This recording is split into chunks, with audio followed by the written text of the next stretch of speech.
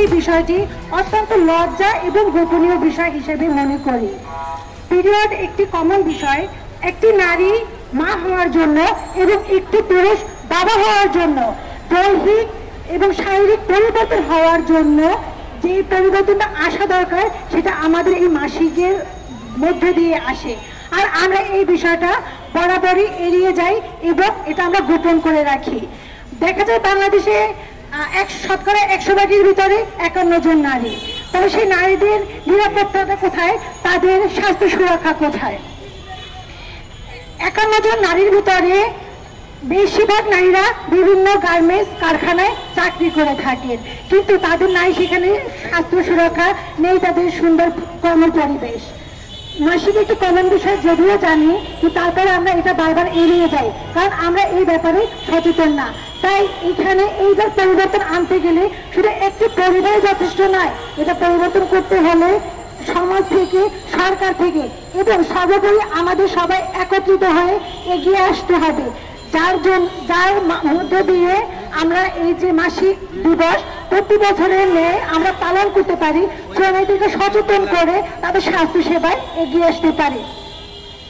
আমরা বাংলাদেশে জানি বৈদেশিক মুদ্রা আয়ের শীর্ষভাগ আসে গার্মেন্টস সেক্টর থেকে, কিন্তু আমরা কখনো এটা হিসেব করি না এইখানে যে নারী শ্রমিকরা তাদের শ্রম দেয়, তাদের সময় দেয়, তাদের জীবনের অত্যন্ত মূল্যবান এবং গুরুত্বপূর্ণ যে সময়টা আছে সেটা তারা এখানে ব্যয় করে থাকে। আমরা কিন্তু কখনো সেই শ্রমের এবং তাদের স্বাস্থ্যের দিকে আমরা কোনো খেয়াল রাখি না, শুধু আয়ের দিকেই তাকিয়ে আছি। একটি নারী শ্রমিক যখন তার মাসিক হয় তখন তার পেট এবং শুকনো রোদে শুকানো পরিষ্কার পরিচ্ছন্ন কাপড়ের প্রয়োজন হয়, কিন্তু সেই ব্যবহৃত কাপড় অথবা প্যাড প্রতি 6 ঘন্টা পর পর পরিবর্তন করার প্রয়োজন। কিন্তু আমরা দেখতেছি গার্মেন্টস সেক্টরে যেসব নারীরা কাজ করে, যেসব শ্রমিকরা আছেন ওনাদের সেই সুযোগ দেওয়া হয় না।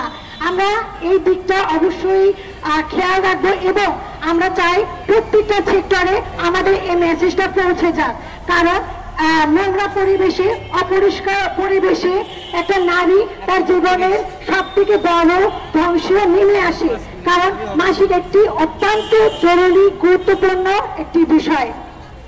আমরা যদি এই জায়গাটায় যদি আমরা সচেতন না হতে পারি, একটি মা হারায় তার মা হওয়ার যে আশ্বাস থাকে, মা হওয়ার সেই সম্ভাবনা নষ্ট হয়ে যায়, তার হয়ে থাকে মারাত্মক রোগ ব্যাধি তার শরীরে বাসা বাঁধে, যেমন জরায়ু ক্যান্সার, জরায়ু ইনফেকশন ইত্যাদি, যার জন্য প্রতিনিয়ত বেড়ে যায় বন্ধ্যাত্বের পরিমাণ।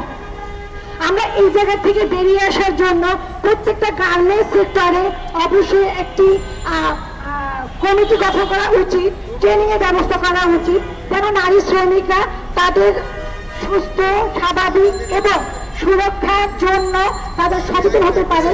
মাসিককালীন সময়ে তাদের কি করণীয়, কি করা উচিত, কি করা উচিত না, সময় বেঁধে তাদেরকে এই সুযোগ দেওয়া উচিত। শুধু এটা নারী শ্রমিকদের জন্য না, আমরা আশা করি এবং এই মেসেজটা প্রত্যেকের পুরুষের জন্য, কারণ আপনারা এগিয়ে আসবেন।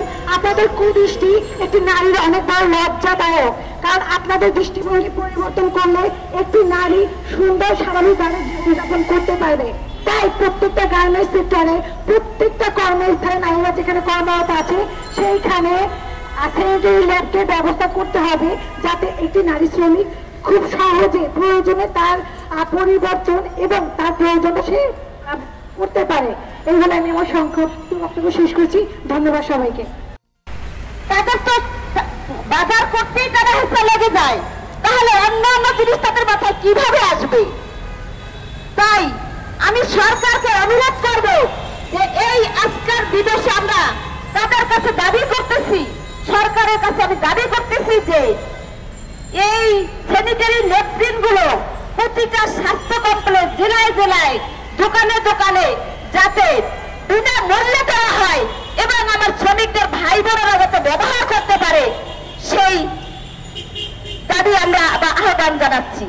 এবং আমরা শ্রমিকদের জন্য বিভিন্ন জায়গায় জায়গায় টয়লেটের ব্যবস্থা চাচ্ছি।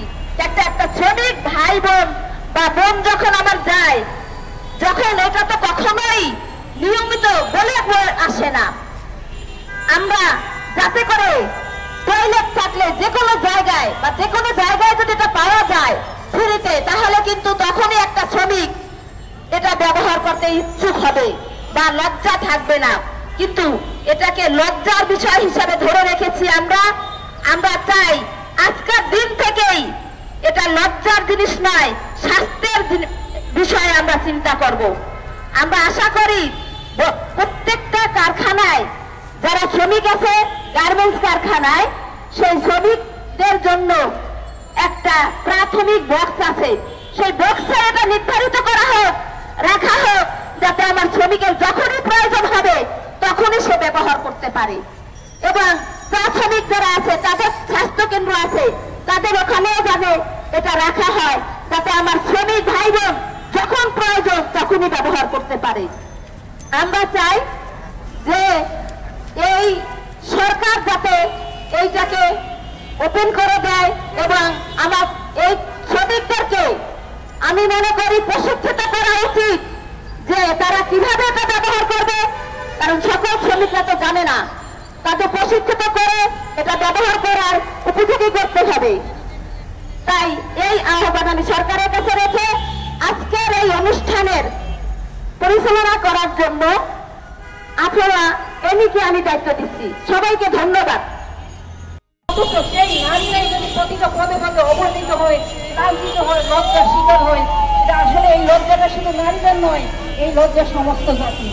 তাই আমি বলতে চাই, প্রত্যেকটা আইটি সেক্টরে শুধু নয়, যে কর্মস্থলে নারীরা কাজ করে সেখানে নারীদেরকে স্যানিটেশন প্যাডের ব্যবস্থা বিনামূল্যে অথবা স্বল্প মূল্যে করতে হবে, যাতে প্রত্যেকটা নারী শ্রমিক তাদের প্রয়োজনে বিনামূল্যে অথবা স্বল্প মূল্যে হাতের কাছে স্যানিটেশন প্যাড পায় তাদের প্রয়োজনে ব্যবহার করার জন্য। এবং এই ক্ষেত্রে পুরুষদের মন মানসিকতাও এমন ডেভেলপ করতে হবে, তারা যেন এই বিষয় নিয়ে নারীদেরকে আর কখনো টিচ না করে এবং উত্ত্যক্ত না করে, বাজে মন্তব্য না করে। এটা প্রাকৃতিক একটা বিষয়, এটা কোনো লজ্জার বিষয় না।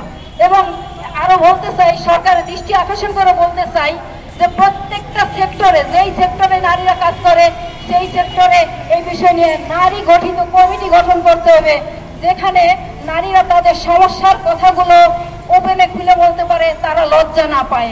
ধন্যবাদ।